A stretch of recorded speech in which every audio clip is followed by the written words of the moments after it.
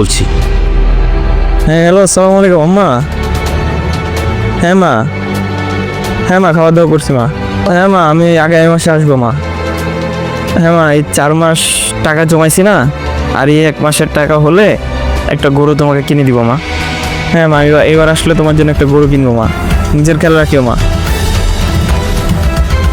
শোনো, একটা মানুষ সম্পর্কে না চেনে না বুঝে তাকে মিথ্যা অপবাদ দেওয়া কত বড় গুনার কাজ তুমি কি জানো? এই ছেলেটা আমাদের বাসায় আজকে 1.5 বছর যাবৎ কাজ করছে। তুমি কি দেখেছো ওর কোনো খারাপ দিক? হ্যাঁ, আমি কতবার দোকানে পাঠিয়েছি, তুমি কত বাজারঘাট করছো, ও টাকা পয়সা এদিক সেদিক করেছে, দেখেছো তুমি? তুমি না চেনে না বুঝে তাকে চোর সমস্ত করছো। আমরা আসলে একটু গরিব দুঃখী মানুষ দেখলেই মনে করি কি তারা হয়তো আমার এটা চুরি করে নিয়ে যাবে, তারা হয়তো আমার ঘরের টাকা চুরি করছে, তারা অভাব আছে বলে কি তারা চোর? অসংখ্য গরিব মানুষ আছে একদম অনেস্ট, সব, যেটা আমাদের মধ্যে নেই সেটা ওদের মধ্যে আছে।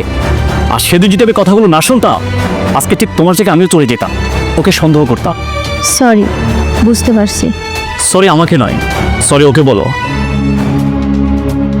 দেখ, তুই আমার ভাইয়ের মতো, আমি ভুল করেছি, তুই আমাকে মাফ করে দিস। ঠিক আছে, এনে ধর তোর টাকাগুলো নে। রাকিব, তুই কিছু মনে করিস না, জানিসই তোকে ভাবি একটু রাগি, তুই কিছু মনে করিস না। যা, তুই ঠিকঠাক কাজকাম কর, ঠিক আছে? সমস্যা নেই। শোন, কত টাকা আছে তোর কাছে? এখানে 15,000 টাকার মতো আছে। আচ্ছা, তুই বাড়ি যাওয়ার সময় আমার থেকে এক্সট্রা আরও 10,000 টাকা নিয়ে যাস। এই টাকাতে গরু কিনা যাবে না, ঠিক আছে? ঠিক আছে, যা যা।